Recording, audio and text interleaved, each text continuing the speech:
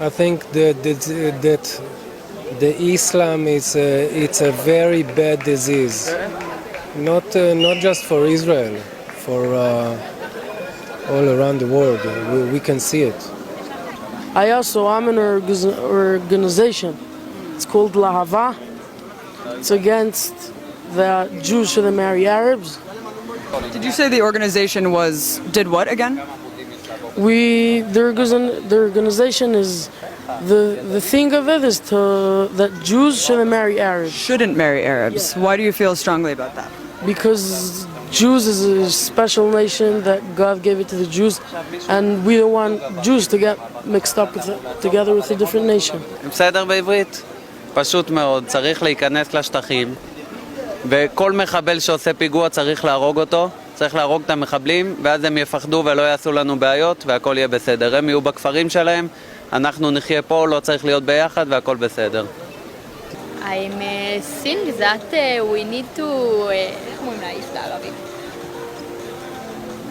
כן, תגידי לי את המילה הזאת. I think we should give them a country. If you're doing any problem, you just go in there to give them a country, and then it's going to be a war between countries, you know? If they're going to throw rockets, we're going to throw one big one and done. I don't think there's any answer to it. Really? There's only one way, like, I would carpet bomb them. You would carpet bomb them? It's the only way you could deal with it. And we need to kill Arabs. No. To better understand this mentality, I also talked to Ronnie Barkin, a Jewish Israeli citizen who grew up in the country and is now an ardent critic of the notion of a Jewish state. Like anyone growing up in Israel, I went through the whole indoctrination mechanism. And we are being trained to be soldiers from kindergarten, literally from kindergarten. The moment I realized I managed to sort of overcome that indoctrination, then everything became very clear, because the situation is crystal clear. One of the main successes of Israeli propaganda is to convince the world that the situation is complicated. But it's far from being complicated. It's probably the least complicated conflict in the world today. And it's all about basically those who have the power, those who oppress and subjugate and tread over the indigenous people of the land who have been oppressed and subjugated and expelled from their land. And this is what it's about.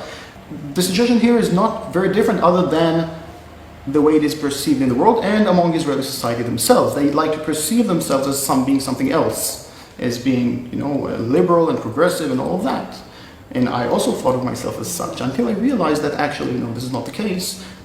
The case is very clear, and I'm not on the right side of history. And that's when, the moment I managed to overcome this type of brainwashing, then the rest was very easy.